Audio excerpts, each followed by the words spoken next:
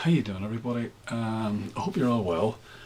It's Thursday the 9th of September 2010, and I was watching that American station CNBC. I watch it all the time, and just by chance they were covering this Anglo-Irish thing this morning, and it was kind of bizarre to watch it in action. And really what it showed at the end of the programme was, what I took out of it anyway, was almost a sort of a, correctly so, almost a kind of a cynical response by the CNBC crowd. They were in Dublin. I don't know how they ended up. It was probably just an accident. They ended up in Dublin this morning live, making their show from the front of Anglo-Irish Bank once in Stephen's Green. It was a beautiful day, a beautiful morning.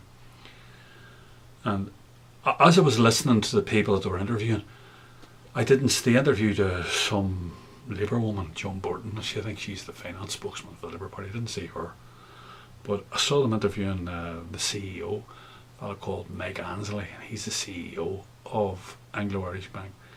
And he's a dour sort of an individual, really dour, and he just basically waffled. He didn't really say anything.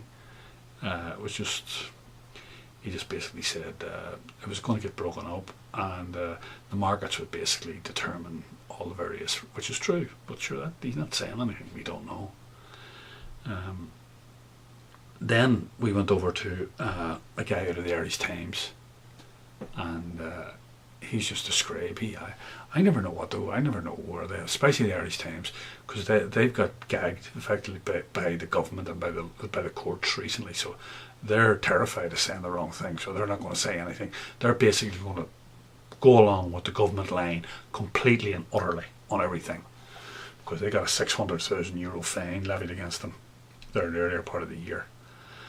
But so they're going to be very, very cautious, very careful about what they say.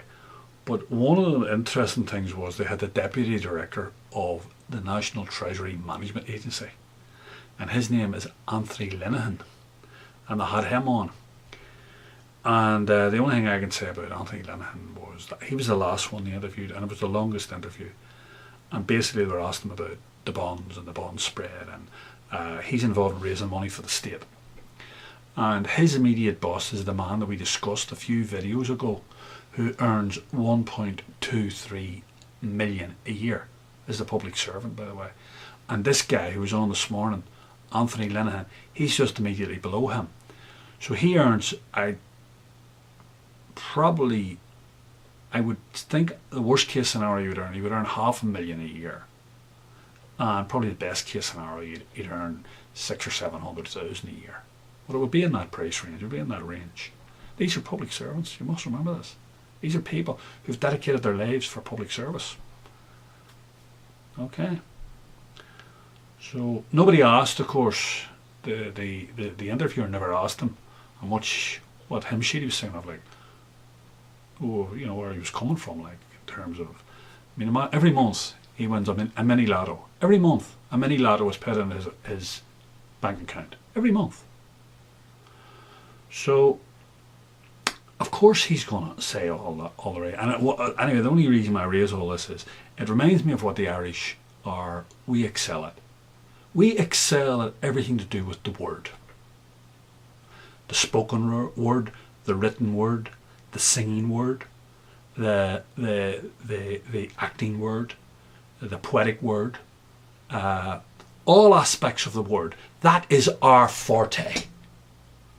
There's less than 5 million people on this island, and in the last 100 years we have won four Nobel laureates for literature.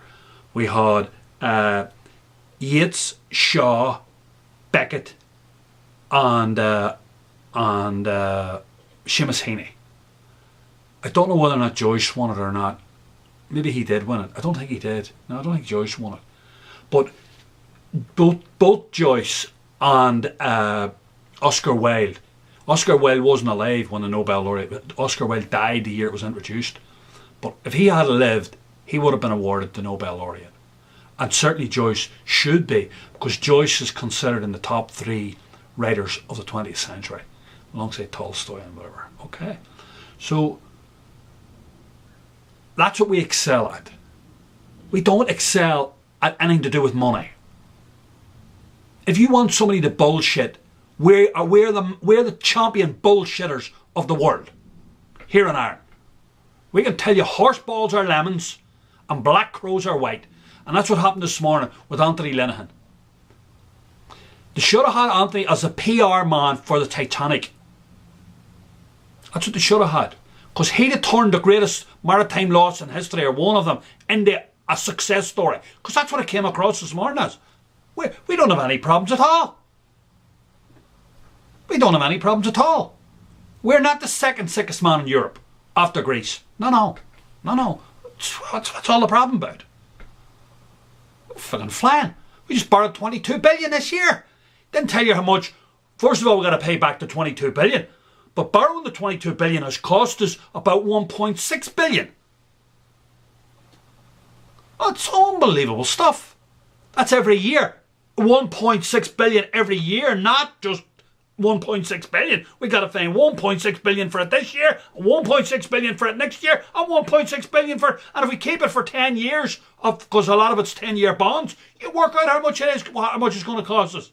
It's going to cost exactly 50% of what we borrowed, or more. I mean, man, you couldn't make all this stuff up. It's incredible. Anyway, the bottom line about it is, as far as the Paddies are concerned, and their spokesman, it's full steam ahead, no problem, everything's hunky-dory. But nobody mentioned in the whole thing that we're only talking about one bank. We've got, and that's the 3rd biggest bank in the state. The first 2 biggest banks are AIB and Bank of Ireland. And between them, before the year is out, they have to find between 15 and 20 billion. Because all sorts of, it depends where you read it and who you see and what newspaper reporter you listen to, what economic correspondent you deal with. But it's certainly a minimum of 15 billion euros, and it's probably a maximum of around about 18. So it's in between those 2 figures. That has to be found for these 2 banks. Otherwise they'll be insolvent. And that means the state has to take them over. Effectively, the state has already taken AIB over. It's the major shareholder in it. But that's another day's work. But there's not a word about that this morning. It's all wonderful. Everything's all wonderful in Ireland. I thought it was this fella, Ross Westgate, I think he's called. He's one of their lead men in the CNBC. Now, he wouldn't be my favourite dish or anything like that, right? I wouldn't particularly like him all that much. But he did do the hammer on the head trick. They were talking about the sunshine outside Anglo-Irish Bank. And the reporter who was interviewing the people said it was a beautiful sunny day in Ireland. And his finished gambit was, yes, very sunny. Or should it be sunny-ish? That's what it is. It's sunny-ish in Ireland. Anyway, listen, we talk more. We got lots to talk about. Please believe me.